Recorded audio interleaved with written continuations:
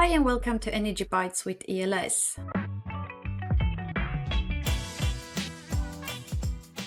It's Monday, which means a new episode of Energy Bites, and this is the 8th episode. And today we are going to discuss the past weekend's German election results and what impact the change of government could have on the country's energy policy. I'm Elena Kinsey, and I'm joined by my colleagues Samuel Chisuk, Carl Rosenberg, Siddharth Iyer. Hello to you all. Hello. So we know that energy played a significant role in the German election. The German economy, which was the key issue during the election campaign, has struggled massively in recent years compared to many other developed countries which has managed to regain post-COVID growth. And the poor economic performance could to a large extent be blamed on high energy prices and its negative impact on the German industry, which the economy very much rely on. So if we start the discussion there, given that energy prices play such an important role in managing the economy and getting it on the right track again, what kind of changes to German energy policy could we expect with the new government? So I'd like to start with you, Samuel. Your thoughts on this?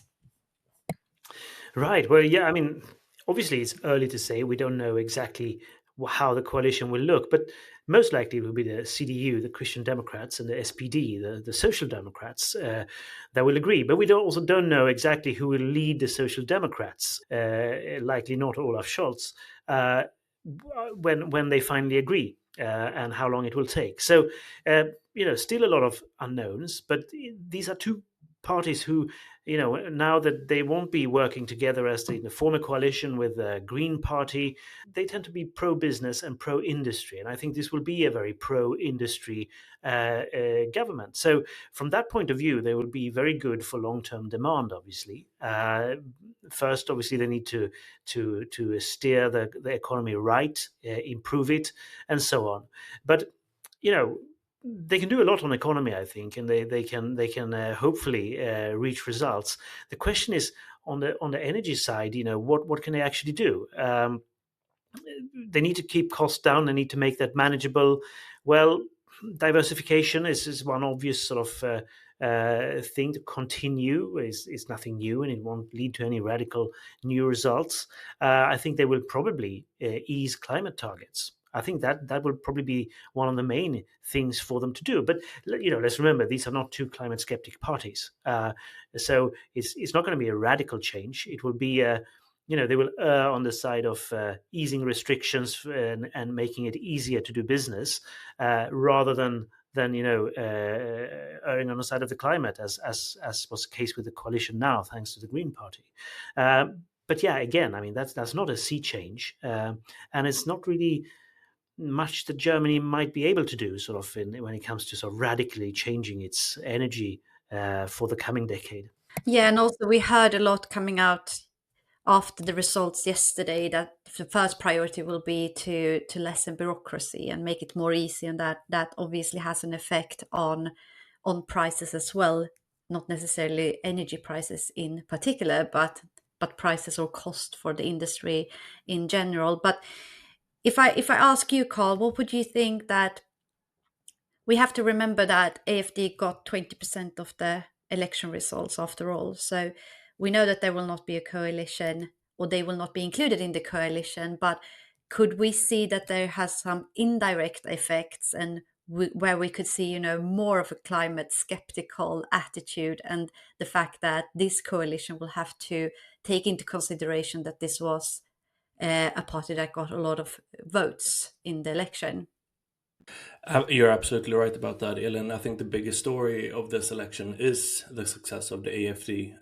A party that didn't even exist 12 years ago is now the second biggest party in the German parliament. I mean, it started off as a Eurosceptic movement opposing Germany's membership in the euro, but has since evolved into a broader anti-establishment force.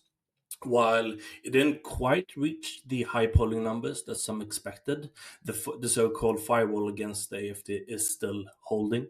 They won't be part of the government, as you mentioned, Elin, but they are now the main opposition party, positioning themselves as the chief critic of this new government, especially when it comes to migration policy and but also broader political influence and energy policy. And we have to remember, I mean, this is a party that is opposed to the sanctions against Russia. Yeah, that's very interesting, especially those the attitude towards Russia, especially now with the US changing its position in this as well. And we know that this is part of the negotiation, and another part of the negotiations between the EU and the US. We know that EU Trade Commissioner last week were in discussions with the US.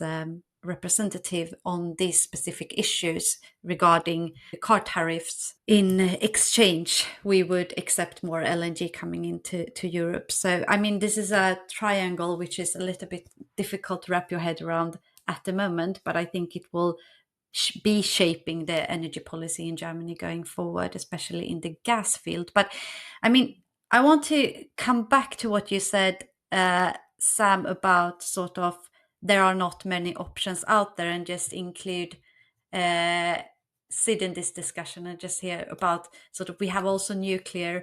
We know the political attitude towards nuclear in Germany for many years now, but I mean, this is becoming really a question about pushing climate targets ahead or delaying them, or changing political attitude towards other technologies. So what's your view on that? Is that an option going forward now?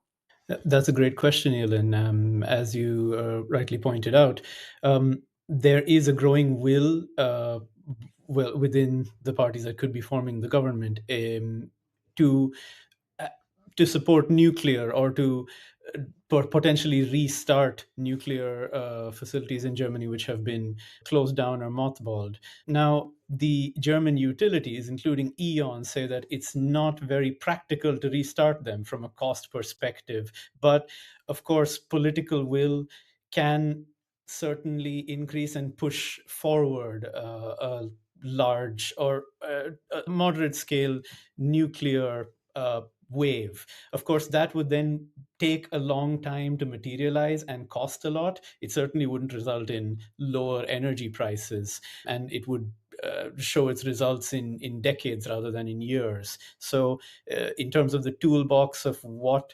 the German government can do in order to solve the problems of high energy prices in the short term, nuclear build out might face some resistance in as they go along. For short term, the focus might turn to gas and remain there. Whether or not Russian gas is allowed to come in is a secondary, but perhaps policy instruments like the ban on gas boilers for residential heating might be rolled back, and that would give access to lower cost fuel, which is gas, but also increase demand for it, hence raising the price.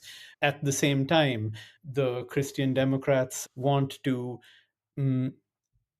lower grid fees as well as electricity taxes, while at the same time wanting to phase out subsidies for renewable power, which have been resulting in a lot of solar and wind procurement in the past few years. So that would, if done, definitely change the outlook for how much renewable electricity comes online in the next few years. Of course, renewable electricity is priced very low. This could perversely increase prices in the near future, but that might still become a priority. So it sounds more or less that there is no short-term or medium-term solution to decrease or lower energy prices. So what will the solution be? Subsidize industries in general, or help industries to cope with costs and prices in other ways? So what's your view on that, Sam?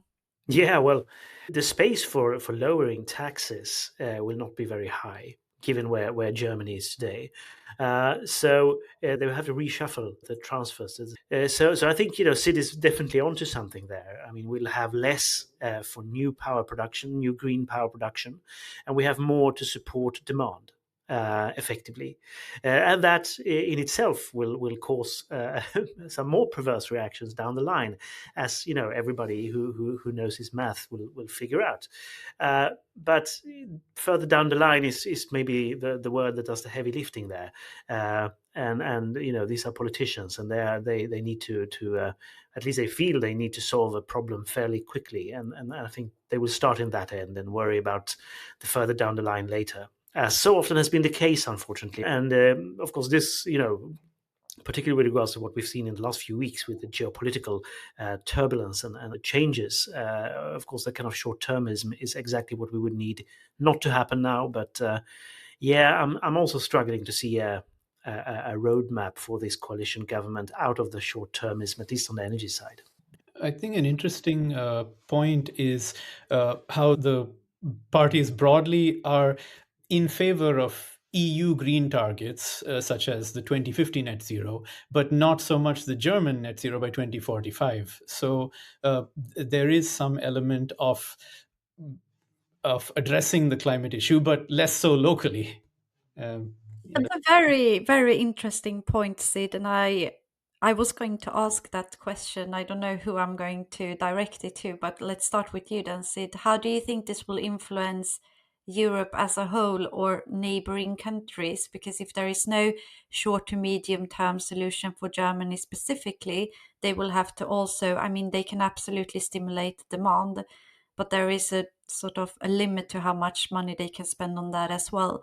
And not having the economy being negatively impacted by the fact that taxes are going up or whatever way they are trying to fund this. But I mean, how can they solve their own problem with the help of Europe as a whole or their neighboring countries?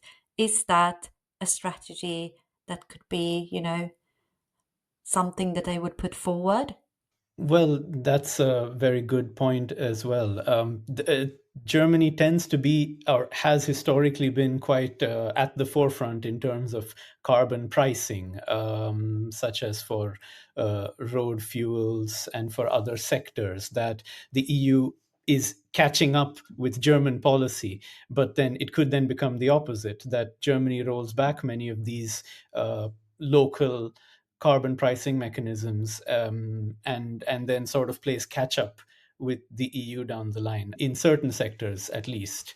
It's noteworthy that, the AFD wants to sort of roll back carbon pricing quite extremely, and even perhaps roll back EU policies towards that. It's hard to say that they will be very influential necessarily, but some of the talking points might work their way into the German energy policy strategy. So that's a point, basically, if I understand you right, that we will see Germany perhaps having an influence over EU lowering the climate ambitions, and that will have obviously a negative, because we know that carbon pricing is the main tool that EU has to use to kind of get the transition going. But I mean, that is one thing. But the other thing is, can we see more sort of influence over other countries' production and that kind of strategy for electricity? I mean, I'm thinking France. I'm also thinking actually, here up in the Nordics as well, we are exporting power obviously down to the continent. Could there be more pressure on neighboring countries for that kind of from the supply side as well? Carl, do you have a view on that? I mean, Germany is coming off of 2 consecutive years of economic contraction. The country's manufacturing sector is struggling, with job cuts already been announced. At the same time, defense spending is under pressure, and Germany has been committed to ramping it up. But finding those funds is a different question. And for years, economists have been calling for more investments in Germany, particularly with regards to infrastructure, to modernize the economy and to boost growth. And how will they do so? Well, if they can't loosen the debt brake, they will need to find other alternatives. And previously, Germany's strategy has been very much import based, and I think our outlook is that is going to continue going forward, especially as other countries has been more hesitant to do so. This is key for Germany to continue. And I think that's very, very good point. Actually, Germany has very little opportunity to do anything else, indeed. But at the same time, we've seen over the last year plus increasing levels of protectionism, not least in Northern Europe, in the Nordics. Norway talks about not wanting to build out cables. Sweden talks about not wanting to build up cables, even take some cables away. We didn't agree to the Hansa Power Link, etc. So here is something which will have to be squared, which right now is not entirely working. And of course, I mean, this ties into the whole sort of overarching European dilemma right now. We do need to solve how are we going to do this together? How are we going to navigate this new geopolitical situation together if we can't even share our energy sort of and have a common market, a proper common market? So these will be very tough questions. And I think, we haven't really talked about the nuclear situation between France and Germany, nuclear policy, and how that has impacted EU policy. I don't know if anybody else wants to chime in a bit there. Yeah, certainly. And we've seen how Germany and France have constantly been at loggerheads about allowing French nuclear to benefit from EU support for, say, green hydrogen, and Germany being very much against that. Considering that Germany will have to cultivate its import potential from its neighboring countries, we might see, and this would be quite important, certain concessions made to its neighbors in order to encourage neighboring countries to be willing to export more electricity into Germany. That could be French nuclear, that could be Nordic hydropower. So far, these neighboring countries have not really been able to influence Germany to the extent needed, but that might change. So yeah, I think we should conclude the discussion and wrap it up here. I think what we are seeing, or what I'm hearing from you guys, is that there is no short to medium term answer to any of these very difficult questions, and that Germany has put itself in a very difficult position. I think it's here we are really seeing where energy is so interlinked with so many other different things, and really sort of taking temperature of EU as a whole. How stable is it? How can we sort of cooperate in all of these things? Plus, how energy is so interlinked with security and many other things. So I think Germany is a very good example of how complex this situation is, and the environment in general. But I just would like to hear from each and one of you, what would you say is your sort of conclusion, or how would you wrap up this discussion from your side? Timing matters. We all know how fast policymaking in Washington is moving right now. Decisions on tariffs, trade policy, geopolitical alignments are unfolding at a very rapid pace. And Germany and with the rest of Europe will have to react. Mercer said that he expects to form a government within 2 months. We'll see how long it will actually take, and any delay could mean more uncertainty. So the next couple of weeks or months will be crucial. The question isn't just whether this government can be formed quickly, but whether it can govern effectively once it's in place. I think that's a very good point, and I think another sort of thing to mention, and the sort of the criticism that US has leveled, and in this case quite rightly so, against Europe and Germany in particular, is that European politicians have sort of ran away from taking the hard decisions for decades in many areas, and unfortunately, I think the win the winning side in this election might not have gotten a strong enough mandate, even if they would want to possibly be able to actually take the tough decisions that need to be taken. Germany is so central to Europe in all kinds of ways that it's if they are not able to move that quickly, as Carl was saying, it would be very hard for rest of Europe to sort of move and sort of move quicker than Germany.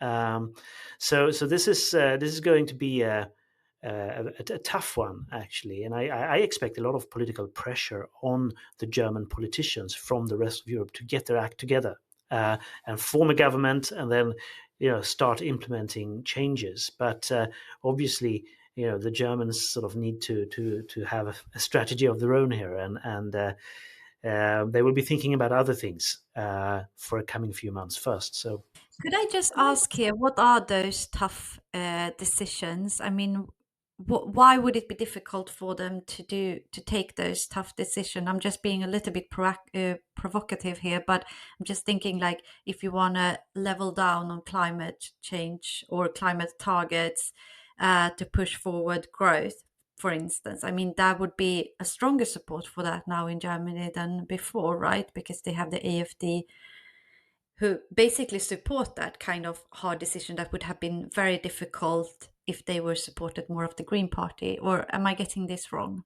No, I think that is right, but and this might be the area where they actually do have some space. But the question is, how much space do they want? I mean, as said in the beginning, they are not climate skeptics. They don't want to go 180 degrees and say, take AfD by the hand and say, like, well, let's just let's burn some oil. it's a question of kind of striking the right nuance, getting the economy going again. But climate change is something they will want to continue fighting. So, the question is that there's not maybe that much room for maneuver. At the same time, they will have to make massive delivery on this Zeitenwende, rebuilding a military posture, capacity, having a long-term strategy in foreign policy and security, coordinated with Europe, but obviously a German strategy sort of for Germany. So there's this, and obviously, I mean, rebuilding its industry and strengthening its industry. So there's plenty of very hard choices to make, and maybe not that much room and or also political bandwidth to do it. Completely agree. Very good point. Sid, would you like to? We kept you now. Would you like to pitch in? Yes, of course. So, as we talked about, the incoming German government will have quite a diverse toolbox, but none of the tools being very effective, considering how much on the back foot they will be. So, I will certainly be keeping my eyes on to what extent it involves negotiation with other countries in the neighborhood and also further afield. In case that communication with the outside world is not as strong, then I'll be watching very much to read between the lines of what is the highest priority within the energy policy space. Is it gas? Is it power? Is it fuels? And is it rolling back, or is it maintaining the level to which policy has developed already? Very good. Let's end on that note. And thank you so much for today. And see you guys in the podcast next week again. Thank you. Bye. Thank you very much. Thank you. Bye-bye.